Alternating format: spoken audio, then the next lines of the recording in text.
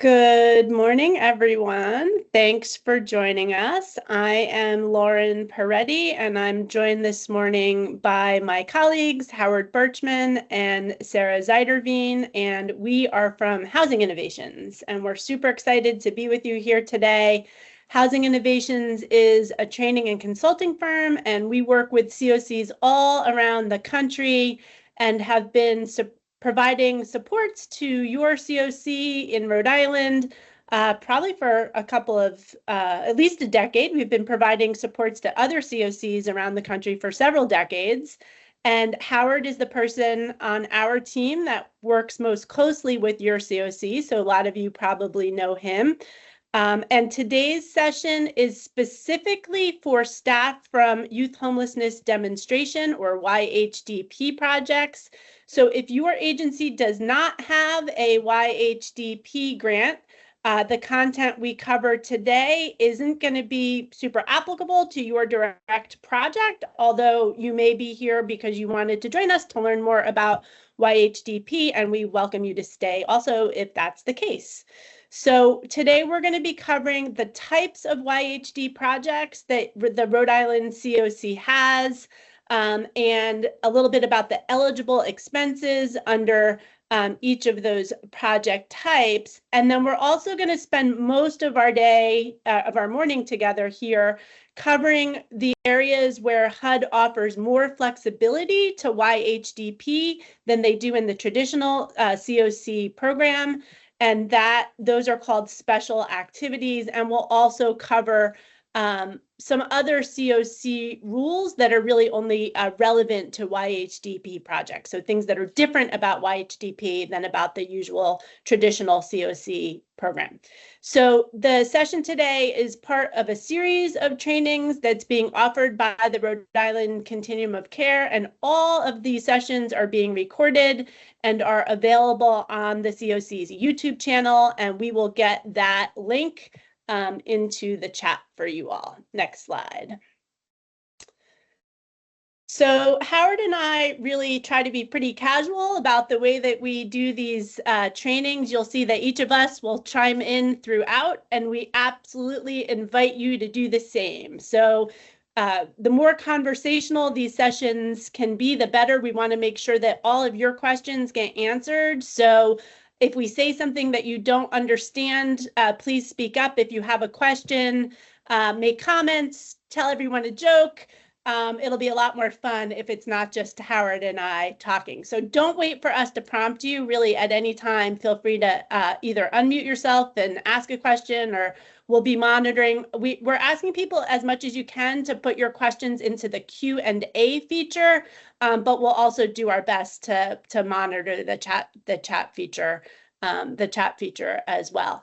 If you're able, we love to be able to see you, and it's nice for you to be able to see each other. So turn your camera on, but we get it if you are not camera ready this morning. Sarah will get the slides into the chat box momentarily if she hasn't already. And we're scheduled to be together for 2 hours this morning, so we will finish by noon. Next slide. So these are the topics that we're going to cover this morning. We're going to ask you all to introduce yourselves in the chat in just a moment. And again, we're going to cover what types of projects Rhode Island has that are funded through the YHDP COC funding. We'll talk about those special activities, the YHDP special, specific requirements that are different than the HUD requirements, and then hopefully we'll have time at the end to take any final questions. But again, don't wait to the end to ask your questions. Interrupt at any time, please. We invite it. Next slide. So the dates for all of the trainings in this series of trainings that the Rhode Island COC is offering for you all are posted to the Rhode Island Homeless Response System training page on the Rhode Island Housing website. So please, if you've not been there, check it out and attend as many of those as you can that are relevant to you. The next training that Howard and I are going to be facilitating is on July 16th. And it's really about kind of the nuts and bolts of how to manage these CoC grants. So we'll talk about things like contracts and awards and how to get a grant agreement. Everything that we are going to talk about is here on this slide. We'll also talk a little bit about the new contract language that you can expect to see in your HUD grant agreements starting now.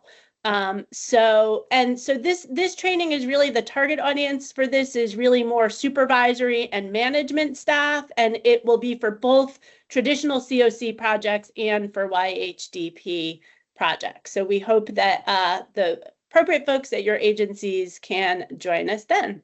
Next slide.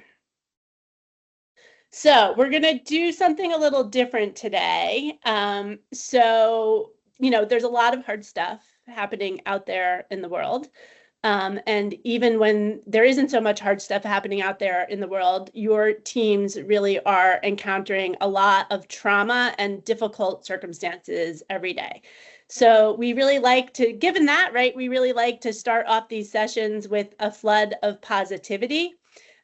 So if you want first, for now, just introduce yourself to your colleagues and to us in the chat. So you can put your name and your agency and what your title is and where you're located in the state in the chat. And then that way everybody else can see who's on. And then after you do that, for the third thing here, right, we want to invite everyone to share with us something that you enjoy about working with young people, but don't push send, right? Type that into the chat. I'll give everybody a minute. So type in something you enjoy about working with young people, but don't push send. Wait until I give the cue, and then we're going to do, it's called a chat waterfall. So we're going to push send all at once, and then we're going to be able to see this beautiful chat waterfall of all the positive things about working with young people. Thank you, everybody. So I see people enjoying working with young people's energy, that working with young people keeps you young, I love this one too, love being exposed to all of the new music, their candor and enthusiasm, their hope about the future. All good stuff, and all so important for us to keep our eyes on all of that as we work together to manage the new realities in which we find the new challenges that we are all encountering together. So, all right, next slide. So I'm sure many of you have seen, right, as you are looking for documents on various federal agency websites, some things have been removed from those websites. And so we have done our best throughout the slides today to make sure that all the links that we are providing actually work. But it's a day-to-day challenge because things change every day. So if at any time you find links in the slides that do not work, please let us know, and we will get you those links. We have a lot of things that are archived, so even if they've been removed from the federal website, we often can still put our hands on them. Next slide.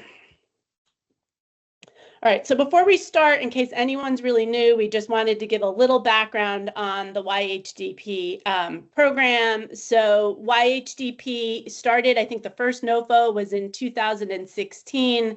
The awards were, I believe, in 2017. And the idea was really to help communities to establish these coordinated plans to prevent and end youth homelessness, and then to fund with using some more innovative strategies than what you were allowed to do under the usual CoC program, some projects that specifically target youth homelessness. So it's a demonstration program, meaning the intent was to try out new strategies and see what works best for youth. The thinking being that what works for those of us who are older, right, may not work that well for youth. And so HUD has always had more flexibility built into the YHDP program than is available for traditional CoC grants. And over the years, as they release new NOFOs, HUD has in some ways expanded that flexibility. So a lot of the time that we're going to spend together today is going to be talking about what HUD calls special activities. What's different about the YHDP program than the regular CoC program. Next slide. So this slide really features some key differences between the traditional program and the YHDP program. So the first one, most obviously, right? So in order to be eligible to be served in YHDP, you've got to be part of a household where no member of the household is 25 or older, right? Everybody has to be age 24 or under, and we'll talk more about that later. As opposed to the regular CoC program, which has, broader eligibility criteria. So the regular CoC program serves adults, it serves families, and it serves anybody of any age, including young people. So young people are not excluded from being eligible for a regular CoC program. They're just targeted under the YHDP program. So the other thing we've already talked about, right? It's more flexible, the YHDP program, than the traditional program. And there's a requirement really in the YHDP program to engage youth in decision making, right? So as part of the original requirements when Rhode Island Continuum of Care was funded, when all communities are funded, you've got to have what HUD calls a youth action board, or a YAB, which is basically a leadership body of youth that provides, consultation and, leadership to the CoC. It's sort of like a youth advisory board. In the regular CoC program, HUD also encourages at the project level, by the way, that grantees involve youth in implementing their projects, evaluating their projects, et cetera. And we'll talk more later about the special activities that you can use in order to fund that project level youth engagement in your project. So that kind of engagement with people with lived experience of homelessness has been, for the last number of NOFOs, CoC competitions, very much encouraged by HUD, though not required by HUD for the regular CoC program. So it's required in YHDP, encouraged but not required on the CoC side. And then finally, also as part of one of the requirements, when you originally got funded, you had to have this coordinated community plan to prevent and end youth homelessness, right? And then the idea is that through your projects that are funded, you are working together to implement that plan that you proposed to HUD in your initial application. On the CoC side, HUD has long encouraged community to have broader plans to end homelessness for all populations, although that is not specifically required under the broader CoC program. Next slide. So now we're going to talk about each of the types of programs that Rhode Island Housing has funded under the YHDP program. So each of your agencies is funded to provide a particular type of YHDP assistance. So HUD calls these project types component types. And it's important for you to know what HUD component type your project is operating under. So Rhode Island Housing has 3 YHDP component types, I believe, that we're going to talk about today. The permanent housing rapid rehousing component, the joint transitional housing rapid rehousing component, and the supportive services only component. You also have a YHDP specific HMIS grant, although we're not going to talk about that today. So it's important for you to understand what component type you have, because that's what determines what eligible activities you can bill to HUD. So that's what determines what kinds of costs you can bill in your CoC program. So we talked about this last time we met on March 19th, and that session is recorded. So if you're interested in more detail about this stuff, check out that session. You can only bill HUD for costs that are specifically defined by HUD as eligible under the CoC program rule. And if you expend CoC funds on things that are not eligible, right, then HUD can recapture the funds, meaning they can make you pay back the money. So this slide covers what costs are eligible in rapid rehousing. And again, we went through some more details about each of these things in our last session on March 19th. So we're not going to get into those details again today. But basically, the broad categories that are eligible are tenant-based rental assistance. Now, we will also cover today some special activities that HUD allows under rapid rehousing only for YHDP programs. So usually rapid rehousing is tenant-based rental assistance, meaning that the tenant can take the subsidy with them at the end of the lease and move to a different unit.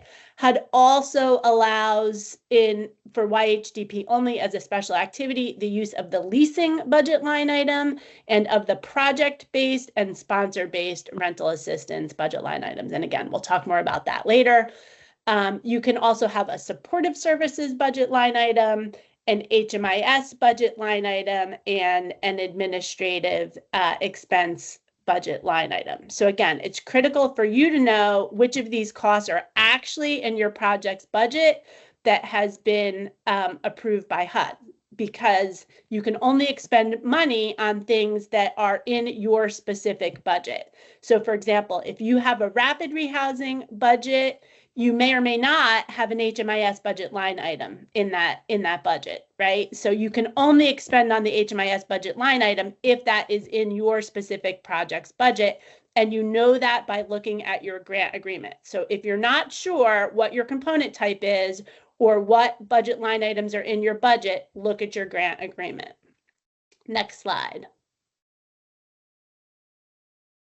So the joint transitional housing, rapid rehousing model really combines these two approaches into a single project, right? So that enables you, for example, to master lease units where you can house youth temporarily in the transitional housing component, while maybe you are helping them to lease a unit in their own name, typically for up to 24 months under the rapid rehousing component.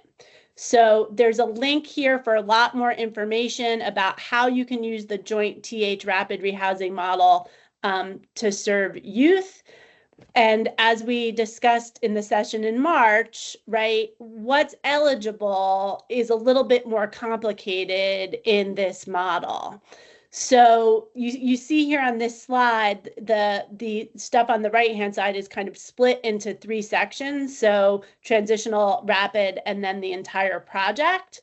So for the transitional component, so for youth that are living in the transitional component, typically the budget line items are going to be leasing, operating, and supportive services.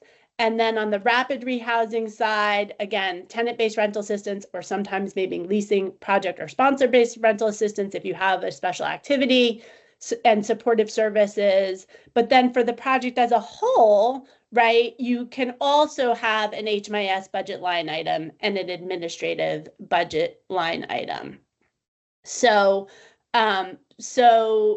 generally speaking, right, you're not going to be able to use, for example, operating costs for folks that are for young people that are in the rapid rehousing component, right? Those are typically going to be only available for folks that are in the transitional housing component. But for administrative expenses in HMIS, you can expend those expenses across the entire project. I'm going to pause there for a minute to see if anybody has any questions before I continue.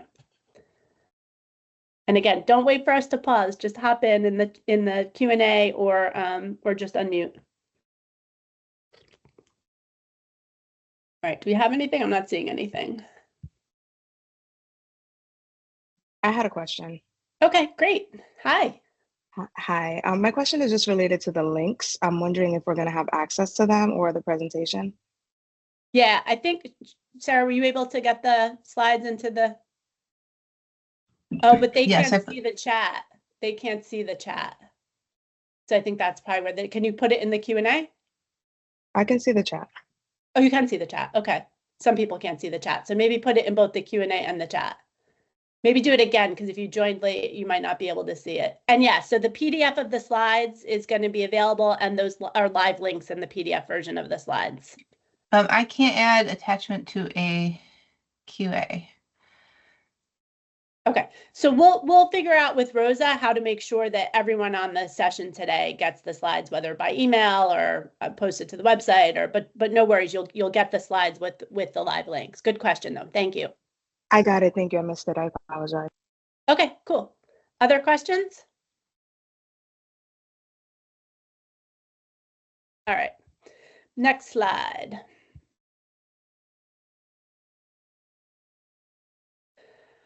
All right, so we're going to talk a little bit about the ability to be able to use shared housing for young people in your YHDP program. So I don't have to tell you all, this is an extraordinarily challenging housing market in which most young people, just as a financial reality, need to share housing, right? It's simply not affordable for young people to have their own place, probably in almost every place in the country, certainly in Rhode Island.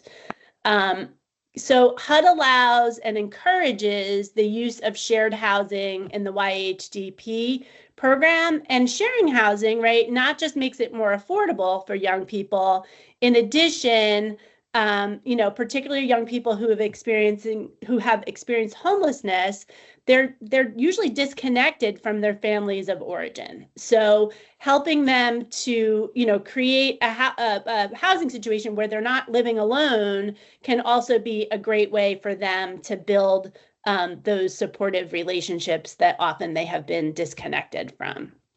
So shared housing is different than a host home, and we'll talk about that in a minute. Under shared housing, you can basically provide a rental subsidy through either the COC rental assistance or the leasing budget line items. So as opposed to host homes projects, which are typically supportive services only projects, they don't include any subsidized housing units, and the host home can just get a small stipend, but you can't provide the full rental subsidy in the same amount that you would be able to under shared housing. So in shared housing, you can fully subsidize the youth's portion of the rent up to the maximum amount permitted under the HUD rules. So in a leasing project, that maximum amount is going to be fair market rent, FMR, and under a rental assistance project, that maximum amount is going to be determined by your reasonableness determinations that you are required to do for every unit. So HUD has particular restrictions on what kinds of shared housing you can subsidize with YHDP funds. So basically, the people who live in the unit cannot be related to the landlord, right? So the young person can be related to the people that they're sharing the unit with, as long as none of those people who are living in the unit owns the unit. And then generally also the young person is going to need to have a lease, right, with the property owner, just like any other kind of rental assistance. Or if it's a leasing project, then the young person, you would master lease the unit, and you would then sublease to the young person. All right, next slide. So the question then becomes, okay, so if it's just the young person that's participating in the YHDP project, right, then how do we calculate their rent? So so basically, you look at the FMR for the entire unit, and then you prorate that FMR based upon the portion of the unit that the young person is occupying. So for example, if you've got a single young person who's sharing a 4-bedroom house, right? And that young person is living in one of those 4 bedrooms, right? You prorate the total FMR for the portion of the unit that the young person is occupying. So in this case, the FMR you use would be 1/4 of the full 4-bedroom FMR. So let's say the FMR for that 4-bedroom house is $4,000, probably unlikely, but for the sake of simple math, we'll just do an easy example. So if the entire unit is 4 bedrooms and it's $4,000 and the youth is occupying 1 bedroom, the FMR you would use would be $1,000, 1/4 of the full $4,000. So questions about that?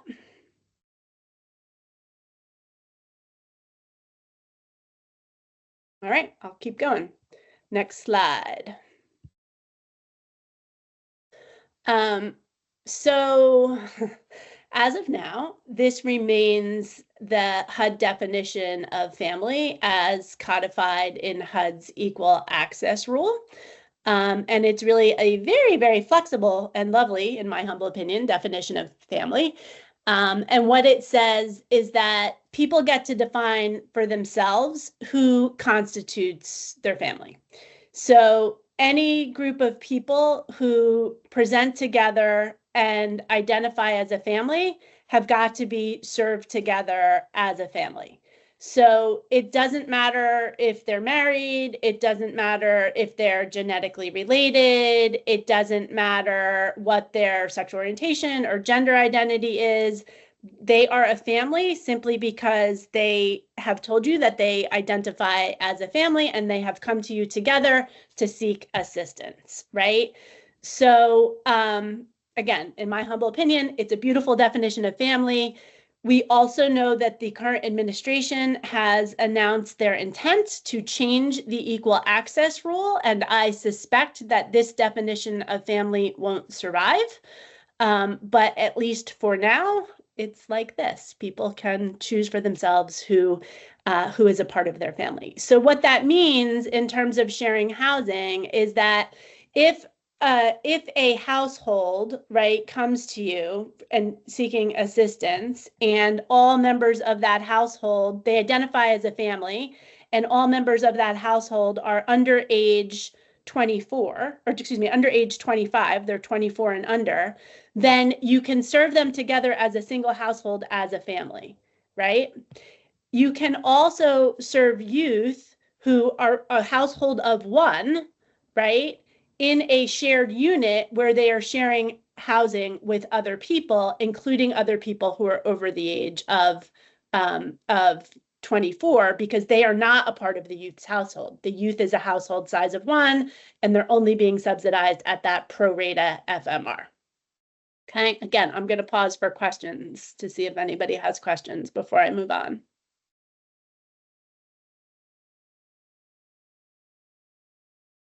All right. Next slide. So, so you have also got in your CoC some projects that are supportive services only projects, which basically means that they don't have any housing units attached to the project. So in your CoC, for example, I think you have a YHDP drop-in center. I think you have some YHDP youth navigators, an outreach project. And so in those projects, again, there's no housing units attached to those projects. And so the allowable costs are going to be supportive services, HMIS, and project administration. And again, watch the session if you missed it from March 19th for more information about specifically what's eligible on each of these budget line items. Next slide. So, Could I ask a question there? Yeah, sure, absolutely. Please do. Hi, Lauren. Hi. Sorry to interrupt you. So I think that most recent slide, supportive services only applies to us. So compared with your other slide a while back, you had the 3 categories: transitional, rapid rehousing, and project. Yeah. If we are supportive services only, which of those 3 buckets would we fall into?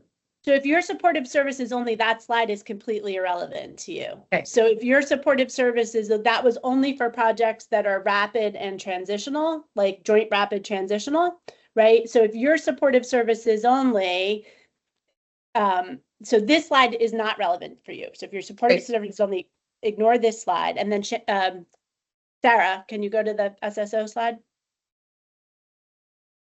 So if your supportive services only, these are your only allowable costs: supportive services, HMIS, and admin. That makes a lot of sense. Thank you. Sure. Thanks for the question. So this slide has some examples of allowable supportive services model types under the YHDP program. But again, there's much more flexibility in YHDP than in other types of CoC projects. So you can propose innovative things, and we'll talk more later about the details about how you go about doing that. But if you have a YHDP project and it's not working the way that you want it to work for young people, you can propose something different. And you would typically do that through a replacement project application during the CoC competition. We don't have details yet about specifically what's HUD is going to allow in 2025. So stay tuned for information from your CoC about what specific flexibilities and what the mechanisms are to access those things in the upcoming competition. So, but for now, right, these are some examples of SSO type projects that HUD allows and encourages. So you can do a coordinated entry system project that really has the goal of making sure that your coordinated entry system is working well for young people. So that can be kind of a brand new coordinated entry component that is, a dedicated entry point just for young people, or it can be making your existing coordinated entry system work better for young people. It can be a street outreach program, like I think you already have one of these, right? That's really working to find and engage youth who are on the streets experiencing unsheltered homelessness. You can, as you are, do housing navigator projects, right? So working, having dedicated staff to work with young people to help them gather all the documents they need in order to access housing, helping them to find units in this really difficult rental market, maybe helping them to arrange some shared housing situations. You can include peer navigators in that, and HUD absolutely encourages the use of peer staff, right? Young people connect well with other young people. We know that young people often listen more to other young people than they do to those of us who are very old. So consider that if you're not already doing it. And then the host homes model, which is different than shared housing, as I said, and we're going to cover in a minute. Drop-in centers, which is usually like a physical kind of one-stop shop location where young people can come and, if they're unsheltered, have a safe, warm, dry place to be during the day, but also where young people, even if they are sheltered, can access a range of services. And then you can also do diversion projects with YHDP funding, keeping in mind that it's that you're going to still have to make sure that they meet the homelessness criteria for the HUD homelessness definition. But you can serve youth who are not currently homeless that are category 2 and facing imminent risk of homelessness within 14 days. And then you can also serve people under category 4 attempting to flee homelessness. And we're going to talk more about some of those things later. And TAC is also doing a webinar just on participant eligibility. Next slide. All right. So we're going to talk now about host homes and kinship care and how that's different than shared housing. So we know that from ages to 18 to 24, young people are still learning the skills they need, right, to be independent, and that support from adults is crucial to helping them to make that transition, right? There's a reason why we call these folks transition age youth. They are typically living with their families of origin, right? They're away at college, you know, or that they're getting help from their parents or other supportive adults, right? Most young people in this transition period have access to their parents and other resources, right? They're not completely out there on their own. Unfortunately, for the young people that we're serving, that's not the case, right? And in order for them to really get to a point in their lives where they can be fully independent, having those supports and having those positive adult role models, right, from adults that they trust is really critical to young people's well-being. And so for our YHDP clients, because those crucial relationships have been disrupted, right, this model, this host homes and kinship care model, can really help youth experiencing homelessness to establish and nurture those supportive relationships. And sadly, for some of them, it may be the first opportunity that they've ever had in their lives to establish those relationships. So in this model, you have a young person and a host family, right, that agree to a co-living arrangement. And it doesn't have to be a family. It could also be a single person who is hosting someone. And the host can be related to the young person, right? So in that case, it's known as kinship care, or unrelated to the young person. And in that case, it's known as a host home.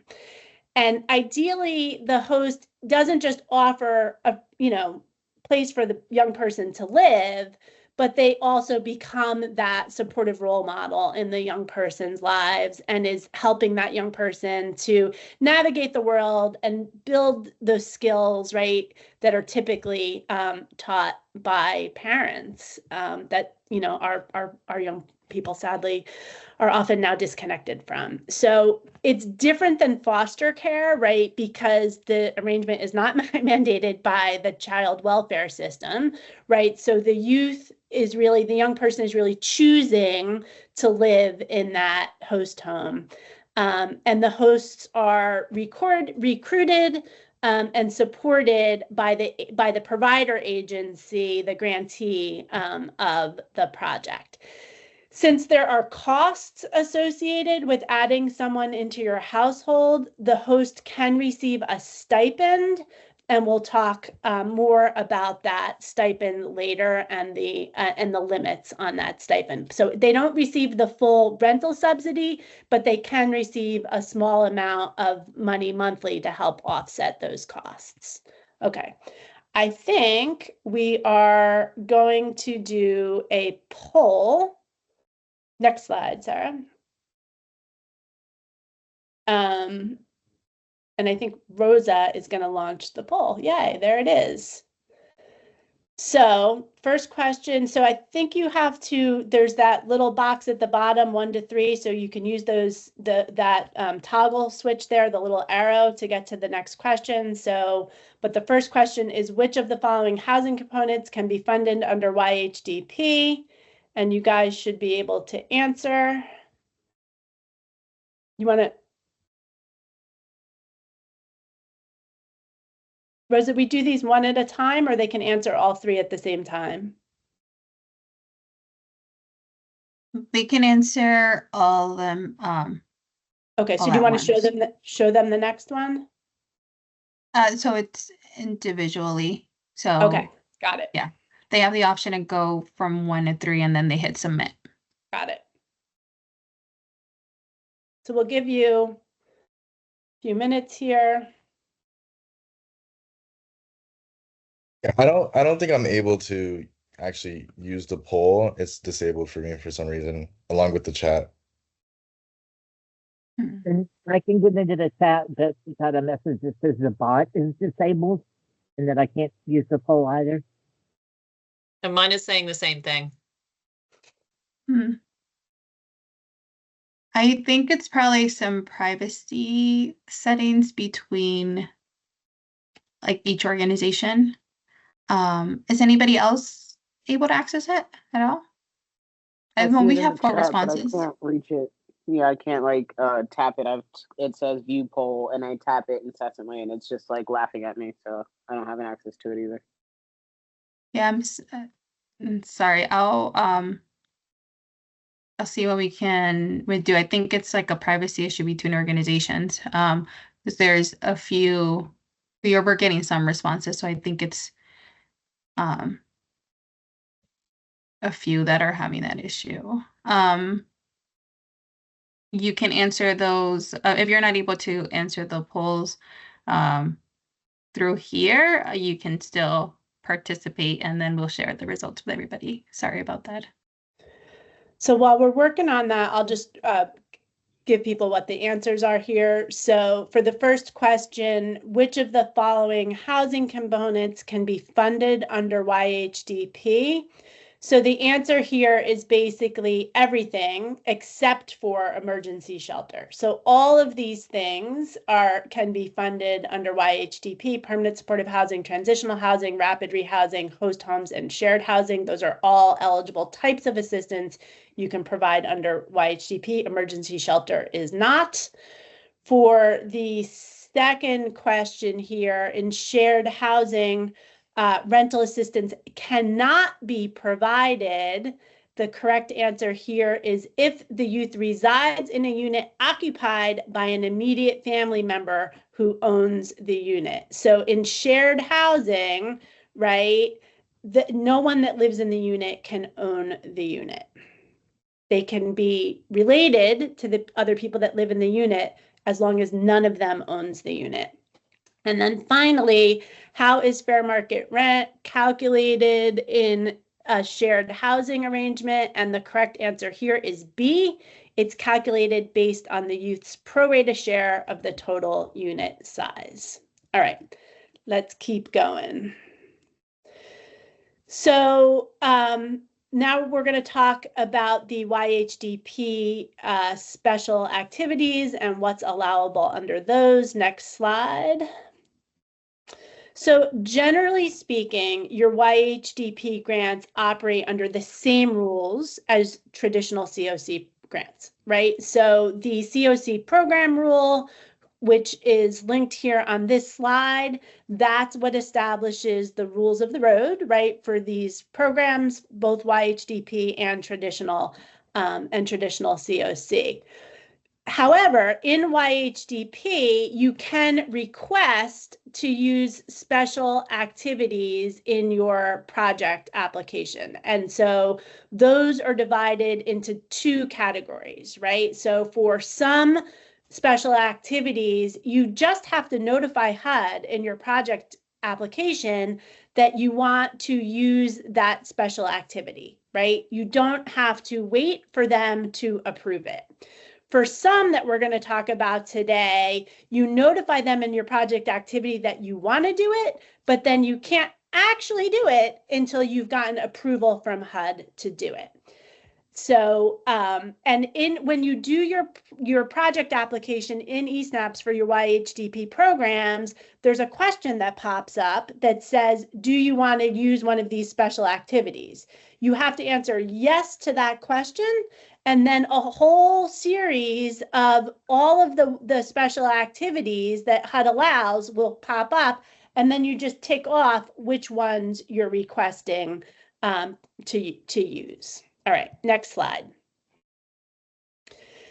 And so what's allowable, right, under the YHDP project is going to vary somewhat from one project to the next, right? So what's allowable in your particular project is going to be determined by what kind of project you have, as we just went through, what budget line items you have in your budget, which you can see in your grant application, and what special activities you proposed in HUD you are going to use in your project activities, and then in some cases, whether or not HUD actually approved you to use those special activities. So to know what's allowable in your specific project, you're going to need to look at your grant agreement with HUD, right, to see what HUD approved. And maybe you're also going to have to look at your project application to see what special activities you proposed that don't require HUD approval. So keep in mind, right, that if your grant agreement expires from April to December 2025, you're still going to be operating under the project application that you submitted in 2023. And if your grant agreement expired in January to March of this year, January to March of 2025, you are now operating under the project application you submitted in 2024. Right? So be sure that when you're checking your project application, you're looking at the correct project application that corresponds with your current operating year. All right. And if you have, that gets confusing, if you have questions about that, I'm sure that your friends over at Rhode Island Housing or our friend Howard that supports your COC is available to answer those questions for you at any time. So, so next slide, Sarah. So if you want to use any of the special activities that we're going to talk about today, you have to do two things, right? You've got to be sure that in your project application, which activities you want to use, that you've indicated that, right? And you also have to be sure that you include money in the corresponding budget line item for that activity.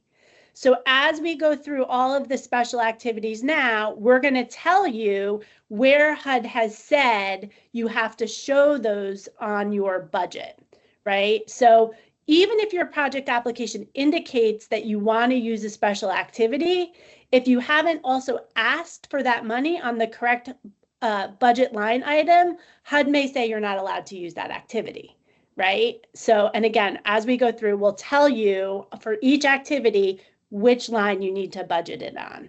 So it's been the case in the past, and we're hoping that it continues to be the case in 2025 and beyond, that even if you didn't ask for these special activities before, when you do your next project application, we hope you will have the opportunity to ask for them now. And again, Rhode Island Housing, your COC team will keep you posted as information about specifically what HUD is going to allow in 2025 emerges. All right, next slide. So the first set of special activities we're going to cover today are things that only require you to notify HUD in the project application. You don't need to wait for them to say that they've approved that. You just need to notify them. So the first one here, on this slide, right? Normally in a rental assistance program, you've got to have the initial lease has to be a minimum of 1 year, right? 12 months. So acknowledging that it's very hard to find landlords who are willing to sign leases with, young people who are 19, 20 years old, right? HUD has allowed for a special activity that enables you to sign leases for a much shorter term. So you can sign a lease for a term of just 1 month, right? So 1 month is the minimum under this special activity. You can also, as I said earlier, normally in rapid rehousing, the rental assistance has to be tenant-based, right? So it can move to any unit that meets the housing quality standards and the rent reasonableness requirements within the COC, right? But again, acknowledging that it is very hard to find landlords willing to sign leases with young people, HUD does allow as a special activity, if you request it in rapid rehousing, you as the agency to master lease units. So you go out and you sign the leases with landlords, and then you sublease to the young people. You can also, if you have a building that your agency owns, use project-based or sponsor-based rental assistance so that you can rent units in particular buildings where that rental subsidy is attached to the building. The third item on this slide, as I said earlier, HUD really encourages you to be elevating the voices of young people in your projects, right? So getting their input into how you do things, how the project is designed, evaluation of the project, etc.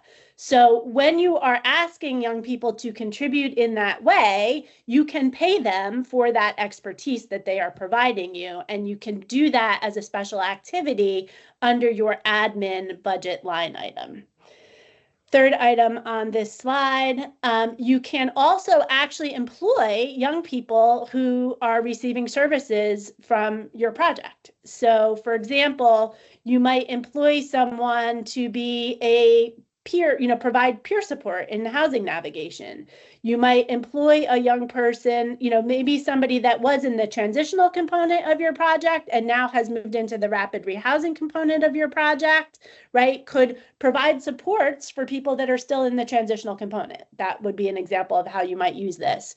You also might hire young people to do administrative things, right? Like do HMIS data entry. And so those, you can do that in the YHDP program as a special activity. Where you would bill that would depend upon what the activity is, right? So, housing navigation, that would be a supportive services cost, right? HMIS data entry, that would be an HMIS cost. So where it's billable depends on what the activity is.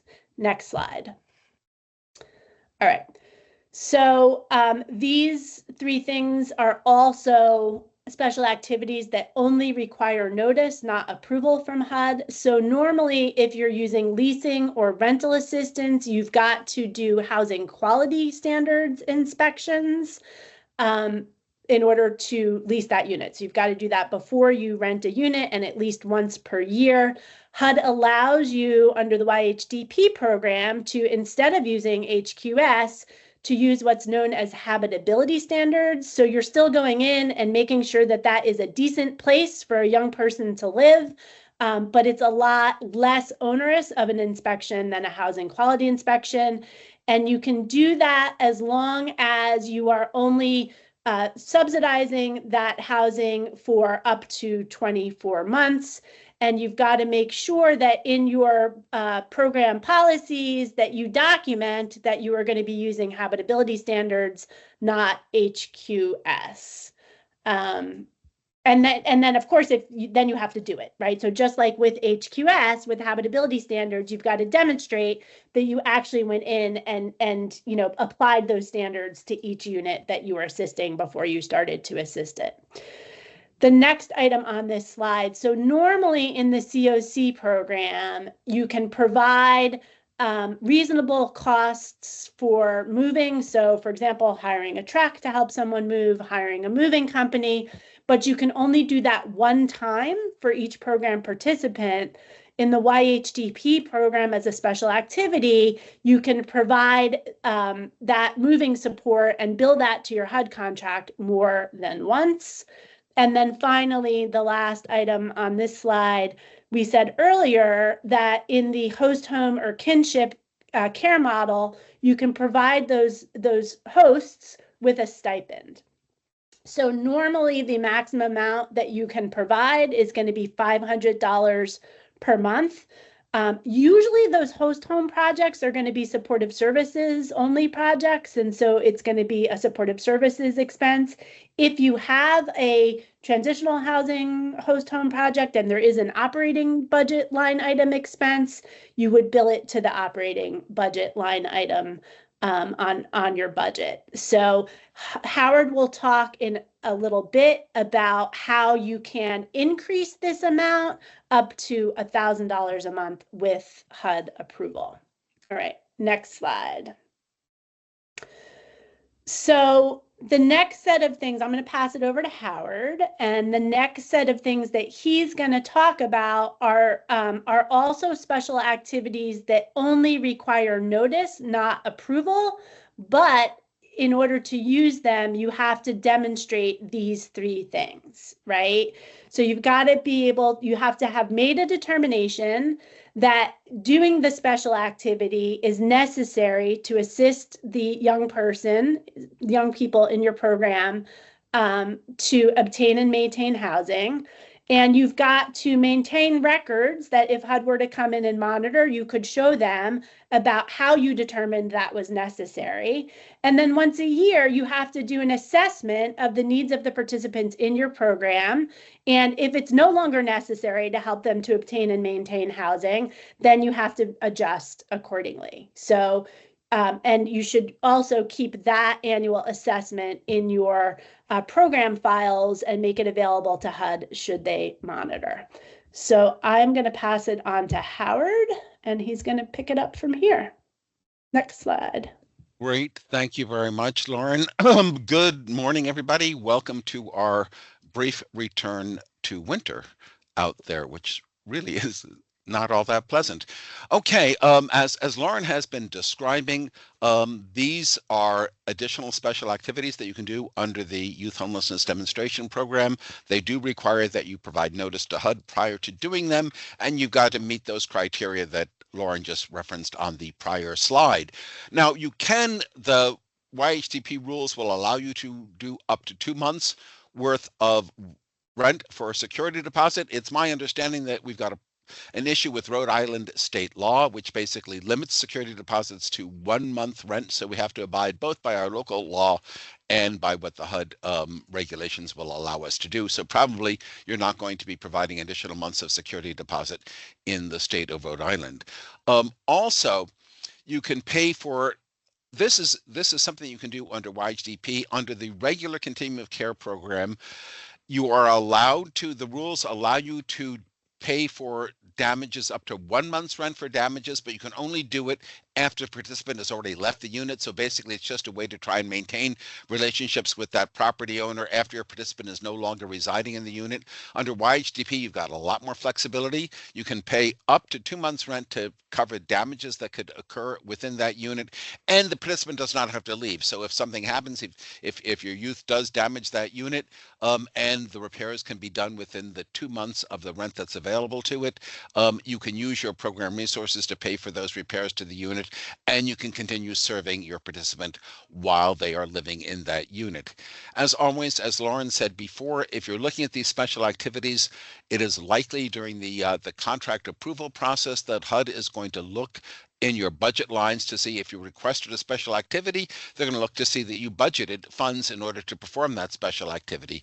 In this case, if you're looking at either the damages to property, if you've got a rental assistance budget line, you're going to pay for it out of the rental assistance. If for some reason you do not have a rental assistance budget line, you're going to pay for those damages to the unit out of the services budget line, and that is where you would be budgeting it. If it's rental assistance, you would not have a separate budget line for the property damages. It would just be included within the dollar amount that you request for rental assistance.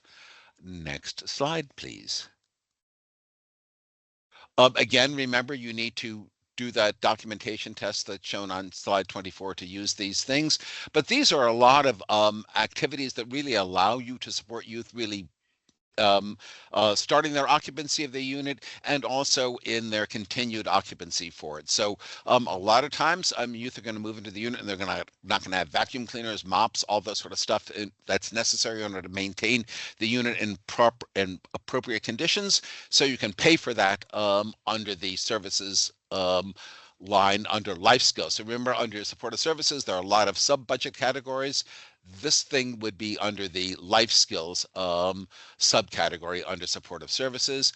You can also do things like, pay for all these household startup stuff. I mean, there's nothing can be more depressing to any person to move them into a unit, which is what they've sought for so long, only to find out there's nothing there. They're just 4 walls and a floor, and that is not a home. So you can really help people make those units into their homes by providing them with furniture, with pots and pans. Obviously, you can't cook unless you have something to cook with, linens, toiletries, all those things to help people do it. There is a limitation of up to $300 in that per participant.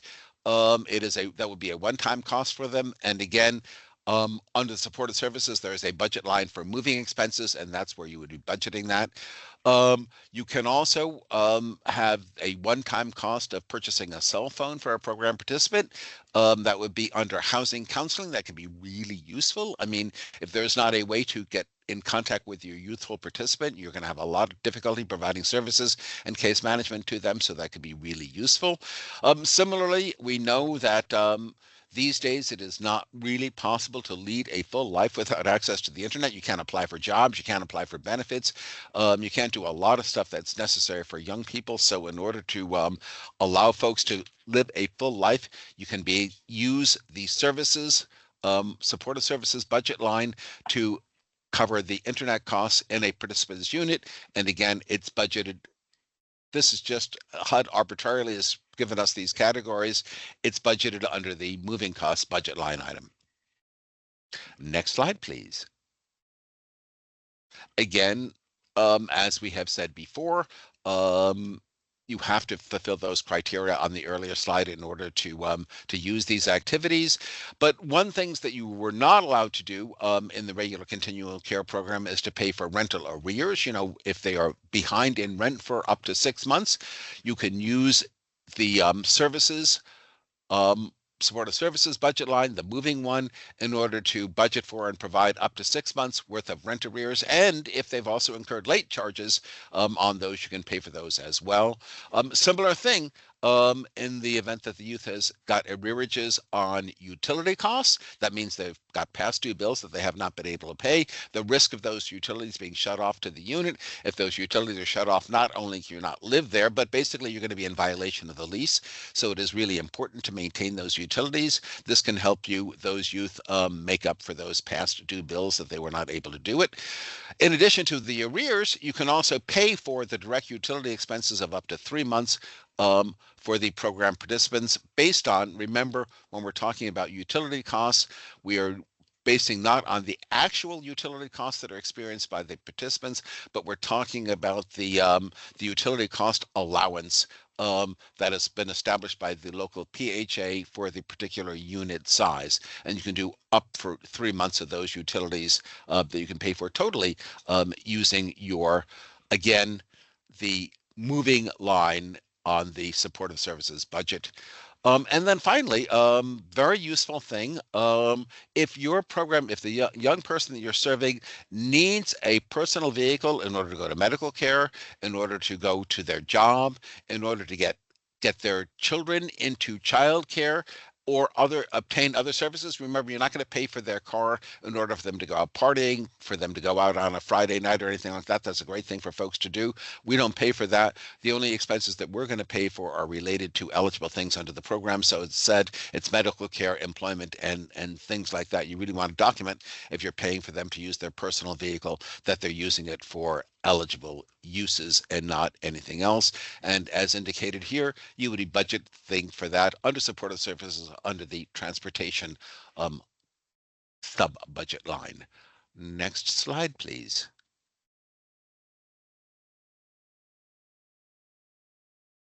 Here we go. Okay. Again, you know, remembering those criteria that were on the earlier slide, some things that you can do is you can pay for a variety of legal fees. Remember, the only prohibited legal expenses paying for immigration-related things. You cannot use COC funds to pay for immigration-related legal services. But if there are other legal services, they need attorney fees, if there are court fees, if there are bail bonds that they have, if somehow as a result of a sentence or something like that, there's some required courses that the youth have to participate in, you can pay for that. You pay it. You budget that under the supportive services budget category under the legal costs. It is possible that a young person has a driver's license, but they have either some past fines for infractions that they did that are preventing them from renewing their driver's license, and you can document that in order for them to maintain that housing, basically they need to be able to drive in order to be able to go to work. Then you can use that in order to pay for the you can pay for that using as a special category. And I'm sorry, I got distracted because Caleb, I see you've got a question. Yeah, thank you. I was wondering, we have a young person who is required by the DMV or whoever to go to like remedial driver's ed. Can we pay for that as well, or is it just the fines? No, I think that is the kind of required course that we're talking about in that Okay. earlier thing. Yep. So that would be, Okay, you great. know, that does happen for sure. And there are costs associated with it. So you can cover that under the legal line. And Great. again, you can do more. You can also pay for the insurance and the registration of the vehicle. Again, remember, you know, HUD is not providing that vehicle for entertainment purposes, for recreational activities. It's if that vehicle is necessary for these purposes that are identified here, and you want to really be clear that you are identifying that the youth is indeed using the vehicle for their employment, you know, for getting their kids to childcare, or accessing supportive services that are recognized under the Continuum of Care program. Howard. Next. Yes, please. Sorry, there was a question that came in through the Q&A. I can read it out loud for you. So how do you control the car use to limit it to the program requirements? And when you say pay for personal vehicle, are you saying like buy a car for them? No, it's not talking about buying a car. It's talking about the expenses associated with the car. So it'd either be the fuel costs, it would be the insurance costs, it would be the registration costs, but it wouldn't be the actual costs of acquiring the vehicle to begin with. And the question was, how do you know that the vehicle is being used for those eligible activities? Basically, it's going to be you're not going to be able to. You're going to do some self-reporting when the youth is asking, because they're going to be asking you for a reimbursement for those expenses. So you're going to ask them to report it, and you're going to get some documentation from them. I would probably get some sort of a certification from them at the minimum that the reason why they're requesting that reimbursement for those expenses is because they needed the vehicle to do their employment. They needed the vehicle to take their kids to childcare, or for a reason like that. Again, HUD is not going to expect you to, you know, have a camera inside the vehicle or something like that that is going to really make sure everywhere that vehicle goes, but you're also, since there are some limitations, you're going to want to have some backup documentation that you, at least when the youth ask you for reimbursement, you also ask them to verify that the use of that vehicle was for the allowable purposes. Next slide, please.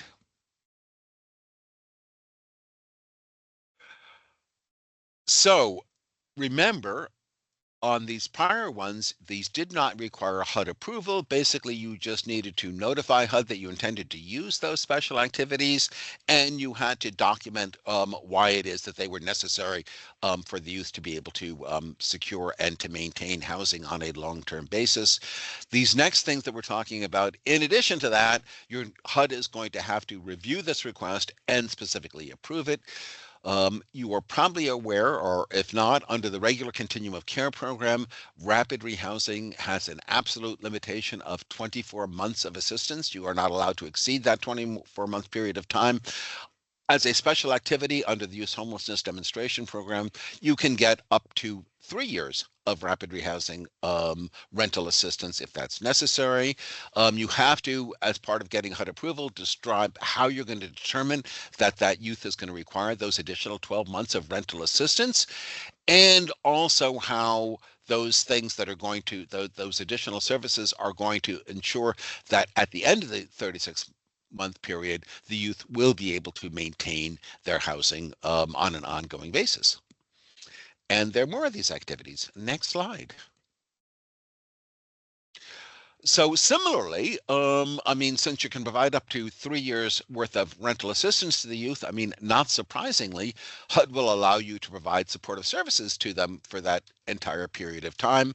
Again, the services that you're providing are really supposed to be intended to help the youth be able to maintain and sustain that housing on a long-term basis. So you want to show that there's a connection between those services that you provided and the youth remaining in housing. And also that if you're providing those extended supportive services, that's providing a continuity of care with those case managers that the youth has an established relationship with, and will allow them to continue to meet their goals. So you can do rental assistance and supportive services for up to 3 years. Again, you can't do that until HUD has notified you that they've approved of that request to do that. Next slide. So this next one is probably everyone's favorite special activity. As you people, and I'll get to you, Nicole, in just a second. You probably are aware that in the regular CoC program, you are required to make a 25 basically all activities other than those funded on the leasing budget line require a 25% match. HUD allows under the YHDP program for you to request and seek HUD approval for not having to make the match.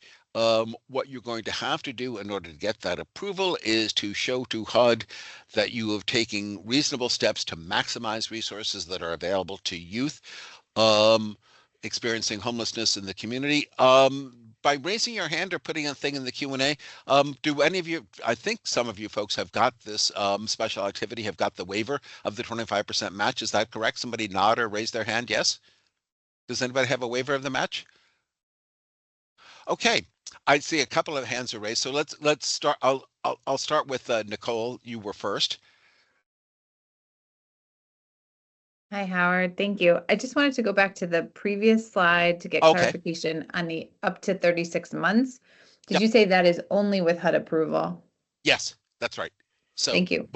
Both for the rental assistance and the supportive services, that's only, you can do the 36 months only if you request it and HUD specifically approves it in the application. Thank you.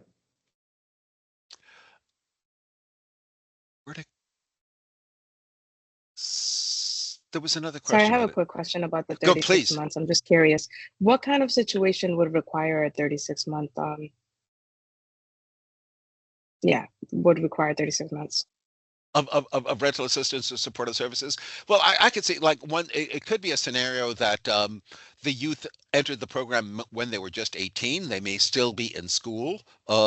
Maybe they've gone to community college or going to a full 4-year term. And basically, you know, they just do not, they're moving along, they're progressing, but they do not have resources to be able to maintain the rent without additional support there. I think that could be a reason why those 36 months would be necessary for them. Could be some other specific needs of the youth to necessitate that. Thank you. Kristen. Yeah. Oh, Kirsten, I'm sorry. That's okay. I know that the requiring approval, a lot of those approvals are done when we do the application, initial application, but on all of the activities where you're saying it requires a notice to HUD, what does that notice look like? It's the application. Basically, it's when you are, so with all these special activities, you need to basically, each time you have an annual application to HUD, you need to indicate which special activities you're requesting from them. So basically, it's part of that application process. That's when you're notifying to HUD that you need those, and you want to have some justification in your project application as to why those special activities are necessary and some funding in there. That's the interesting thing about YHDP. It really, you can change these projects considerably from year to year on the renewal thing. So you can either, as Lauren had indicated before, on when it's the annual application thing, you can do a so-called YHDP replacement project, which basically wipes the slate clean, and you can propose, basically an entirely new project to serve those youth. Remember, anytime you're doing that, you really want to make sure that the Youth Action Board supporting the continuum of care is in support of that change. Any major change like that requires YAB approval to do it, but there could be, we could be trying to do it and find out it's not as successful as we want it to be, so we could dramatically change it. Or even if you don't do a replacement, you can make these small changes, ask for additional special activities that you didn't have in your prior grant. Each year you can do that, but each year you must indicate which special activities you wish to use. And again, if they're the ones that require HUD approval, HUD is going to have to approve that on an ongoing basis to be sure that you do it. So as I said, the big, real biggie, a real benefit is the match. The match can be a real burden for a lot of organizations to meet. It is not, by the way, unfortunately, a guarantee that if you request this match waiver that HUD is necessarily going to grant it. So you want to spend some time on it. You do really want to show that those other resources are available. I have seen some instances where HUD does not. I've seen HUD both approve it and not approve that match waiver. So it isn't a guarantee. It can be a greatly useful thing if you secure it, because it saves you a lot of burden and saves you a lot of paperwork too. So there you go on that. Also, you're probably aware, because this is really a hard and fast rule in the continuum of care program, rental assistance cannot be combined with operating funds. That's always been a big issue. You know, if you only have rental assistance, you couldn't pay for a lot of things that are paid for under the operating cost line, such as furniture. But in this instance, you can combine rental assistance with leasing or operating funds in the same building, provided that you can show that you're not providing a double subsidy. That's a really important thing to HUD. So basically, if an expense is already covered by the unit's rent and it's specified in the lease, you're not going to be allowed to pay for it double in another source. That's an important critical thing for HUD. Okay, next slide, please. Okay, again, this is where, very similar to what we had before, Lauren made reference to this, you are allowed just by notifying HUD, if you're using either a host home or a kinship care model, just by notifying them, you can pay up to $500 a month to defray some of those expenses of having the youth live in that unit. However, there is the possibility that you can double that and provide that host home or the kinship care up to $1,000 a month, in which case you need HUD approval to do that, and you've got to provide a justification as to why the $500 is insufficient. Probably, you know, in Rhode Island, costs are high, and, you know, the cost of housing may be such that $500 is just not going to be sufficient to cover the pro rata share of how much housing that youth is occupying. So that would be a justification for asking about up to $1,000 a month. And also, if you find that, you know, you're trying to run a host homes program, but you're just not getting folks willing to take on that responsibility, perhaps offering a higher payment may get other participants to decide to offer their homes as part of a host home or a kinship care program. Next slide, please. So in addition to one of the great things and also the challenging thing about the YHDP program is it really allows you to do a lot of activities that are not otherwise eligible. In addition to all the things that we specified, you can also do these so-called innovative activities that are necessary to reduce youth homelessness. And basically that's, you know, you basically decide what an innovative activity is. You need to, if you're going to do that, do an innovative activity, you require the advance approval of the Youth Action Board, as well as the support of the Continuum of Care to do those special activities. You're supposed to demonstrate that that innovative activity is going to lead to a positive results in things like ensuring the youth are stably housed, that they've got permanent connections to responsible people in the community, that they're advancing their education or employment goals, or somehow their well-being is going to be enhanced by this innovative activity, that the cost is, that it's cost effective, that it's reasonable with respect to the amount of money that you're requesting and the outcomes that you're expecting to get, and that of course obviously your innovative activity cannot violate fair housing, civil rights, or environmental regulations. Goes without saying, got to be something that is not otherwise in violation of the law and the requirements. But there's a lot, I don't know that people use these innovative activities a lot. It takes a fairly high threshold to be able to identify them and get those approvals. But if there is something that you would really help youth to achieve those positive outcomes, you are allowed to propose an innovative activity to HUD and seek their approval to do it. Next slide. Okay, now the YHDP program has some special requirements. These are things that you need to meet as part of the annual application process and need to assure in order to continue to receive funding from HUD. And those are, next slide, please. Now, housing first. Now, some of you may have noticed that there are some folks who have some reservations about the housing first approach. Remember, a lot of times housing first is not housing alone, that housing first is getting people rapidly into housing without any preconditions, but providing them with the necessary support and services in order to be able to maintain their housing. The goal is that there should be as few minimal barriers to entering that housing, and also that we're not going to be making demands of our participants that are different than what are required of other tenants in other non-assisted housing in the community. We don't make special demands on people in order for them to be able to make housing.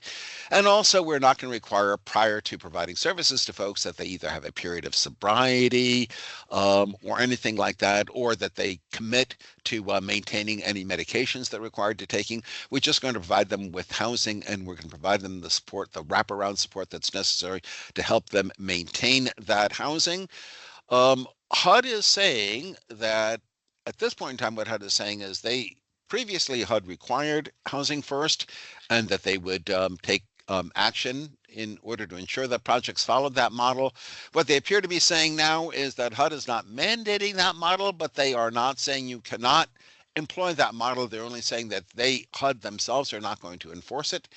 At this point in time, the Rhode Island Continuum of Care continues to believe that the evidence-based practice of housing first is a sound way in which to get people housed and maintain housing on a long-term basis. So that remains, until things change, that does remain a requirement within Rhode Island to follow the housing first model to the maximum extent possible. Again, we get people into housing rapidly, and we support them in maintaining that housing. Next slide. So positive youth development, that's always been a requirement of the YHDP program. In order to have gotten funding for your project in the first instance, you had to have described how your project is going to follow positive youth development. As part of your annual application process, you need to also assert the fact that your project is following the positive youth development model. Basically, it's a strength-based approach. It promotes a positive outcome for youth by developing positive relationships and giving the supports necessary to maintain and enhance those relationships. It's building confidence, character, connection, competence, caring, and contribution. Again, you all would not have gotten funding under YHDP unless you committed to and indicated how your project is going to be supporting positive youth development. It is a great practice.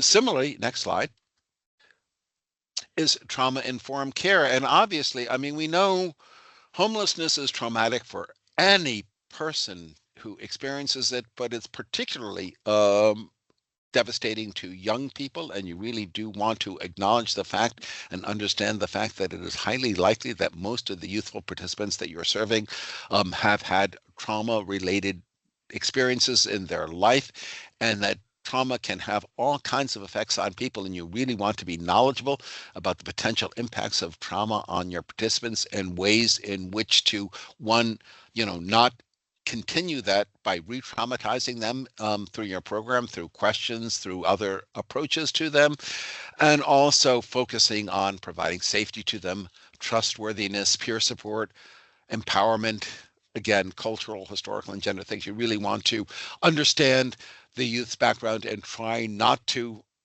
as that great Hippocratic oath, first do no harm, do not seek to harm those youths by re-traumatizing them as part of your program. Understand what they've been through and provide that supportive environment. Again, trauma-informed care has been a requirement of the YHDP program since its inception. In any application seeking YHDP funding, you need to show and assert that you are following trauma-informed care. That remains a requirement here, and you wouldn't have been funded unless you documented that you're intended to follow that approach. Next slide. Okay, so HUD does recognize that it's really important to have the youth voice, either through the Youth Action Board or other means. And in order to ensure that youth can, in order to do that, you are certainly allowed to pay them reasonable stipends for participating in COC or Youth Homelessness Demonstration Program planning activities. HUD has also gotten much more flexible about how it is that you can do it. Basically, in any way that works for the youth is how it is that you're going to pay stipends to them. So again, it means that you could, in these instances, actually use cash, although that is very difficult for programs to do.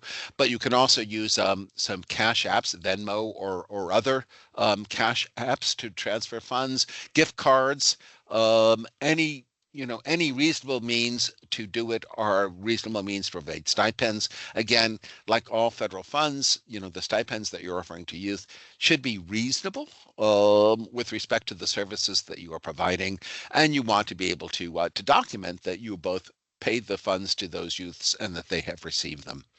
But you have a fair amount of flexibility as to how it is that you go about providing those resources to the young people. Next slide.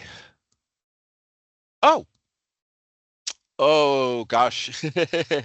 So here we go. So folks can see it. The first one is, which of the followings are going to require HUD approval?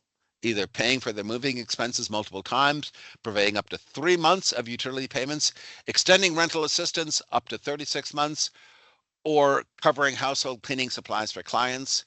One of those requires HUD approval. Many require HUD notification.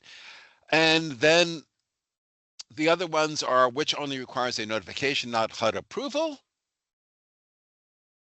Do we get to, I'm not sure, do we get to see the responses? Or do we just tell the responses?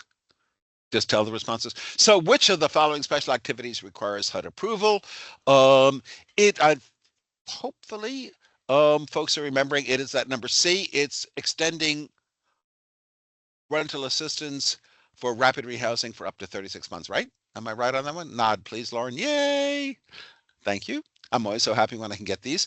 Under YHDP, which costs only require notification? Again, remember, those are the ones that in the application you say that we're going to use this activity. We don't have to wait and see whether HUD approved it. And the one which only require notification to HUD is that first one, A, security deposits for up to 2 months rent. That is allowable just by notifying. All those other things are potentially allowable within the program, but you don't know you're going to be able to do them until such time as HUD says you are approved to do them. I just wanted to note that once the poll is closed, you can click on the view poll and you can see the results. So for everybody's reference. Great, thank you. We got 83 correct responses for question 1 and 67 for number 2. And again, folks, this is sort of going to be an open, this kind of, in real life, this is an open book one, because basically in the application process, when you see your annual application, it is going to indicate there which ones or you can just do by notifying HUD, and which ones are going to require HUD approval before you can implement them. So don't worry too much if you miss them, because basically when you're doing the application, it's going to tell you that all over again.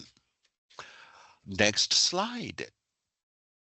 Oh yes, this is important. Homelessness and age is very important, because in order to be eligible for YHDP assistance, you both need to be homeless and you need to be the appropriate age to enter the program. So let's see what we can learn about determining homelessness and age. Next slide. So I think you have all seen these homeless categories, 1 through 4 of homelessness, going from literally homeless, which is people who are unsheltered or living in emergency shelter. Category 2 is that imminent risk of homelessness. Again, all of these are going to be, there is a TAC webinar coming up that'll provide much more detail, but basically imminent risk means that within the next 14 days, you are basically without some outside intervention are extremely likely to become homeless. This homelessness under other federal statutes has always required advance approval from HUD before this category can ever be served. We've never gotten that advanced approval. That really is it's primarily talking about folks who are doubled up in housing. That's why HUD really does not want to expand it to include those, because the size of the homeless population would increase exponentially if we did that. And then finally, category 4, which we've got some more information about, because this sort of broader categories as to how this attempting to flee domestic violence applies to young people, but certainly all folks who are eligible for YHDP would be eligible if they meet the definition of the category for the attempting to flee domestic violence. And as I said, we're going to go this right now because it's very appropriately that definition is expanded for youth because they are extremely vulnerable. So next slide, please. Oh, okay. Oh, sorry, before I got to this one. So this is the NOFOs say that basically, if you are serving a youth who's 24 and under, they do not have to provide documentation that they meet the homeless definition as a condition receiving services under the YHDP NOFO. So provided you can get a self-certification from the youth that they meet these criteria, you are allowed to serve them. They do not have to provide that third-party documentation. The reason being is that really is a risk of re-traumatizing them for having to get that certification that they meet these requirements. That can be very traumatic for youth. And so that is why they're allowed to do this self-certification. Next slide. Again, if the youth believes that their health or safety would be jeopardized by contacting the person, again, you're not required to get third-party documentation in order to serve youth if they self-certify that they are a homeless person. If they can give you some indication as to why they do not want you to contact someone else, just document in their file as to why they indicated that they were fearful about some third-party person being contacted about them. You do not require to do that. Remember, youth are especially vulnerable to re-traumatizing. Next slide, please. Okay, so you can serve youth who are, if you are what is referred to as a youth serving provider, which is defined here as a private nonprofit organization whose primary mission is to serve young people, those 24 and older, and families headed by people 24 and older. If you're that kind of an organization, you are allowed to serve youth in unsafe situations. And that is, it's not, we're going to describe that a little more in the next slide, but basically it's an unsafe primary nighttime residence, and there is not a safe, they have no other choice other than that unsafe residence. And let's have the next slide talk about what that could be. So again, you know, people would be an unsafe thing if the reason why they have housing is because they have to be experience sexual abuse, sexual use, just in order to have housing, if they're being forced into activities, if they're experiencing any kind of physical violence or abuse in the housing, especially if that abuse or violence is related to their sexual orientation or their gender identity. I know that somehow, I won't go there. I mean, people do experience violence and the threat of abuse because of who they are, because of their sexual orientation or their gender identity. Again, if they're threats, intimidations, basically if they are unsafe, they're in an unsafe living situation, then you can say that they are fleeing that situation. They would be eligible under the category 4 of the homeless definition if they're experiencing any of these circumstances in their nighttime, their primary nighttime residence. Next slide. Again, all these reasons, again, you know, even if they're living with their family, but if it's not a safe, it is a insecure living situation because of family conflict that exists there, then they would meet that category 4 definition. If folks, if those young people are experiencing financial abuse, if the home where they're living in, there's an active drug or illegal substance use situation going on there, and the youth need an alternative from that. If there's violence in the neighborhood, if the God forbid, if the youth has been, you know, intimidated by gang members or anything like that, you can provide them with an alternative safe residence. If there's any other illegal activity that's putting the youth or the children of that youth at risk, then they are going to be eligible under that category 4. So category 4, again, fleeing that domestic violence is really broadly construed for youth, and it really covers a whole range of unsafe living situations. And if that is the case, they're going to be eligible for YHDP assistance under that category 4 of homeless fleeing domestic violence. Next slide, please. Okay. So it is the Youth Homelessness Demonstration Program, and that first Y is important. Very important. The program is really intended to serve people who are aged under the age of 25. At program entry, you must document that every person that is served in the household is below 25 years of age. They are allowed to, once you have admitted them into their program, they can continue to be alive, and which means that they continue to be alive, they can continue to get older, so they can indeed become older than 25 while they're a participant in the program, but they can't enter the program if they are not 24 and under. And that, again, if it's a family situation, that means every participant, every member of that family has got to be 24 or under. And next slide. And like everything else with HUD, it's not only important that they be 24 and under, but you really, especially, on that file that shows that when you entered them into the program, you documented the fact that when they entered the program, they were not 25 or older.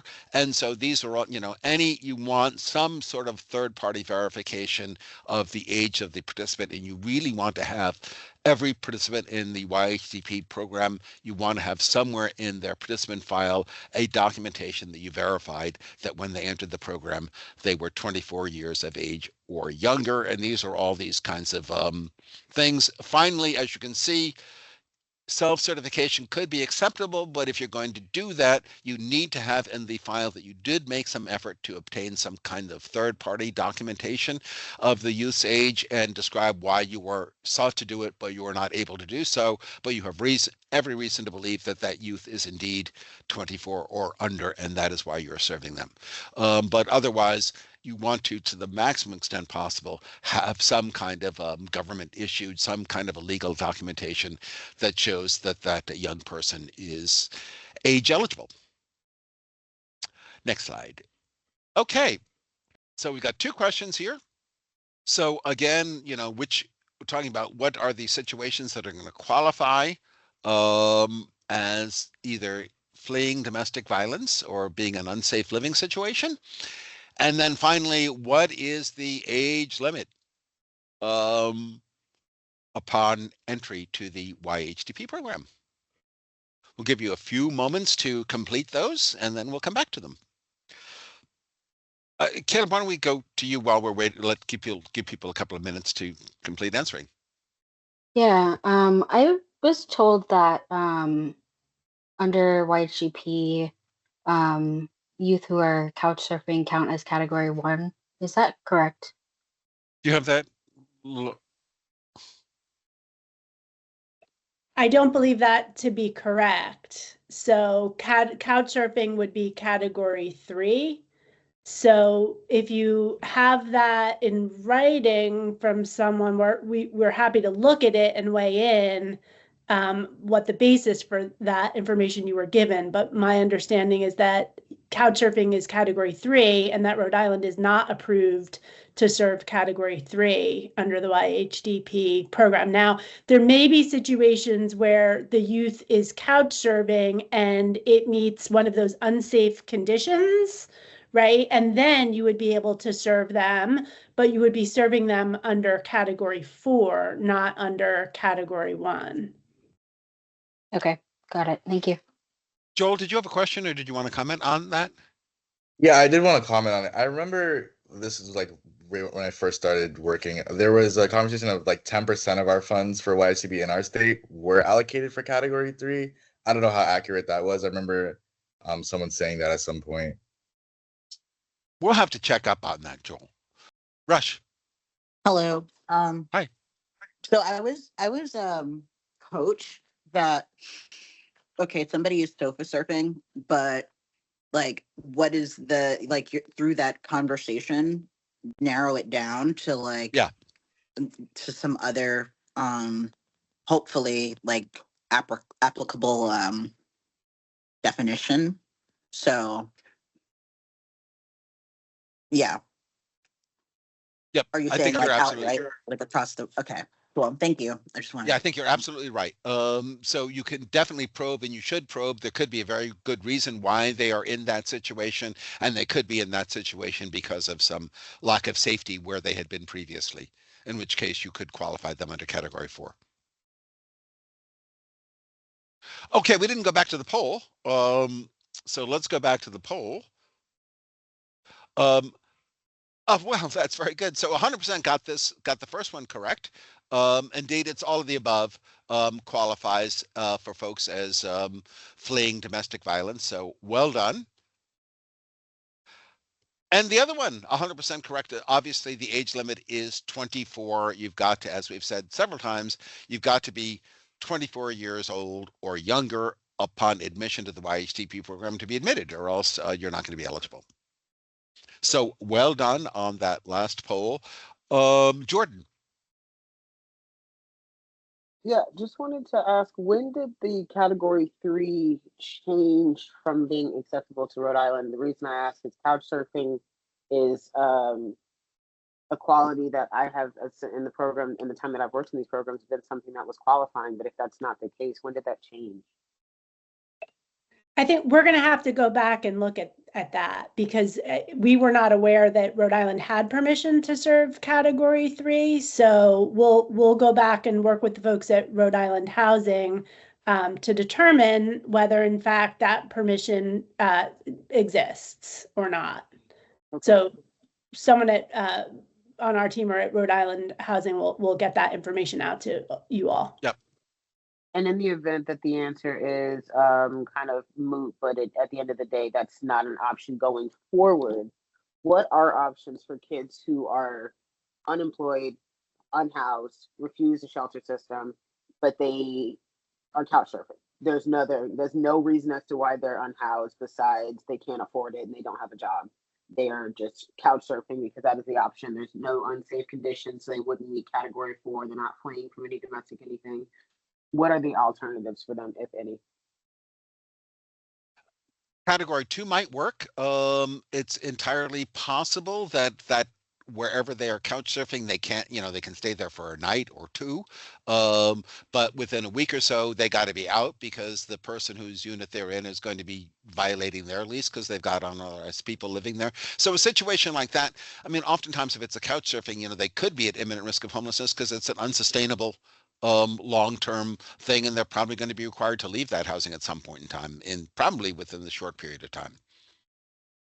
Right. And in that case, would they need a notice from the person that is allowing them to stay on their couch? They have a certain amount of time to vacate, just like you would if someone was coming to you with like a notice from a landlord? Ideally. And I think that what you'd want to, even if you can't get that in writing, you want to have, your case manager wants to have that conversation with the person whose unit they're living in, and you want to note, the time and when you had that conversation, who you spoke to, and what it is that you were told. Got it. Thank you. And if you can't get that, they can also self-certify that. So you want to try, as long as it doesn't present a safety risk to the young person, to get that third-party verification. But if you cannot, you've tried and you cannot, it's safe to do so, you've tried, you cannot, then the young person can self-certify that that's the case.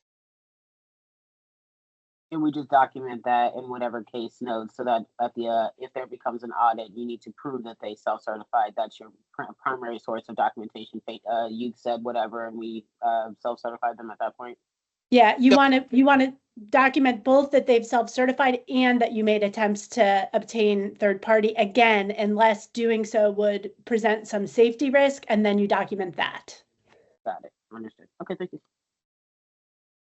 Okay, I think we're at the end of our presentation. We're at if there are any more questions, we're here for our question period. And if not, you all have been highly attentive for a relatively lengthy session here this morning. So we're really grateful to you for hanging in and getting it. YHDP is a great program, and it offers enormous flexibility, and we're all hopeful it will continue doing that on the long term. Looks like you have a hand up, Howard. Nicole, yeah? Yeah, Nicole, yep.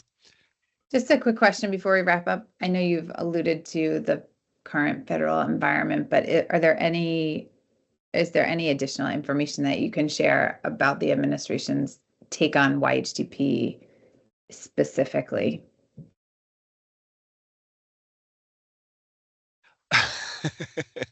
Well, here's what we know. I mean, we know that there was supposed to be another round of YHDP funding. The HUD released the notification of funding opportunity back in early January. And sort of the first action of the new one of the earlier actions was to rescind that. I don't know what's going to happen to it. As you know, one of the great things about the YHDP program, well, first of all, we know that what's really tragic is that LGBTQ people plus, are really at great risk of homelessness. It really affects youth. YHDP has been really great in terms of recognizing that. These kinds of gender issues are anathema to these folks at HUD. So it is a little worrisome, but we have not. All we've seen is they've withdrawn one thing. They have these rules about what they refer to as gender ideology, which one would think is going to have certain impact on how YHDP works, but we haven't seen anything concrete from them yet. So, and that funding that was rescinded in January, is that being disputed in the courts currently? I don't know, because they didn't award anything. Basically, they did the NOFO and then they pulled it back. So I don't think that particular action has been subject to it. But as we know, there are all kinds of funding decisions that are subject to court cases right at this moment. That's a wild time. Thank you. Appreciate it. Yes, it's a totally wild time. I mean, I think that by the way, what probably is going to happen so we are, remember, in the midst of the 2-year NOFO. So those of you who've got existing YHDP grants, and that were renewed in the competition that was in 2024, it's highly likely that those are just going to be automatically renewed for 2025. I think you're probably, we'll see, because they haven't issued a thing, but you're probably not going to be able to ask for new special activities for 2025. I think it's just going to renew. So hopefully for this first round, I think your grants are just going to renew pretty much the way they are. I hope that's going to be the case. There may be more adventures when we get to 2026. Okay. I guess if there aren't more questions, we can give you back about 5 minutes of your morning. And I guess we want to thank everybody who's participated. We really appreciate it. Thank our folks at Rhode Island Housing, of course, for hosting us. And you've got some other training sessions coming up with TAC, and